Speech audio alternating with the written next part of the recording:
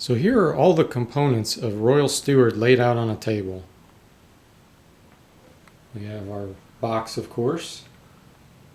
There are bonus point tokens in case you exceed the score tracker on the game board. Various quantities of silver pieces and interest for loans and debts. All the various terrain types, which are randomly determined at the beginning of the game by putting them in this bag. And then there's many different types of cubes which are used to keep track of your inventory and how many resources you have. Then we have the Royal Steward Rules Manual,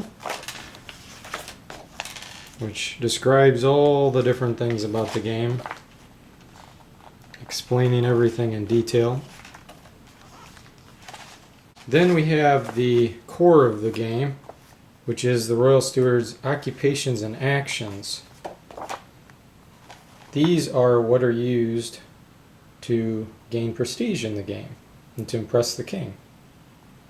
So for example, here is the bone carver and all the various actions he can do. He can produce bone figurines, spears, arrows, etc. There are 2 occupations per page. Total of 55 occupations.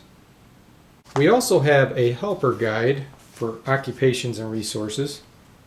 And what this does is shows each occupation listed alphabetically, tells you what type of product they consume, what the required tools are, if they travel somewhere, and what they produce.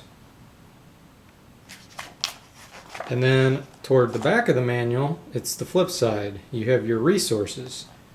So it'll show you, for example, anti-venom is produced by the physician. And if anything has a special use or is used by other occupations, it will list it here. Okay, moving on, we have our tools inventory tracker, where you keep track of all the different tools you have, and animals. All the variety of animals in the game. They can either be alive or dead depending on how you obtain them. Then we have our huge resource mat here.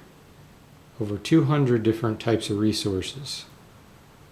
Basically, you'll put a cube in a given column for quantity, and that's how many you'll have. Moving on to our bonus cards. Everybody at the beginning of the game randomly draws a couple bonus cards, and a lot of times that influences what you will be doing in the game. There are random event cards which take place during winter, fall, and summer. And sometimes they're tragedies, sometimes they can be beneficial depending on what types of occupations you play or resources you have. There's various hex tokens for each player so that they can place on the occupation tracker to show which ones they've played, because you get bonus points for playing unique occupations. There's various dice and player pieces, and of course we have this for the village. There are cylinders which are used for movement and carrying capacity. This is to determine the current month that you're in out of the year. There are various tokens for building stone roads, brick roads, private property, things of that nature. Each player receives an occupation helper, which shows them an occupation, the tools that they can use, consumables, travel, and product. It's basically like the other manual I showed earlier, but it's more abbreviated and compact. And then there's also just a general games rules helper, because there's so many rules in the game. This is like a quick reference guide. For example, here's a description of terrain. We have a special resources mat, which most of the time are buildings or structures that you cannot buy.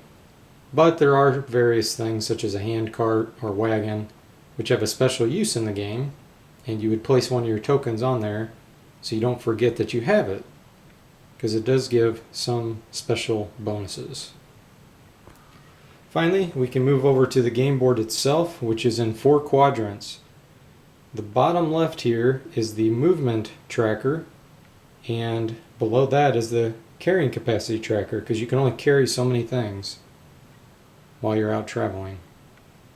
We have the season tracker, or turn tracker, and the score tracker. It says how many points you currently have.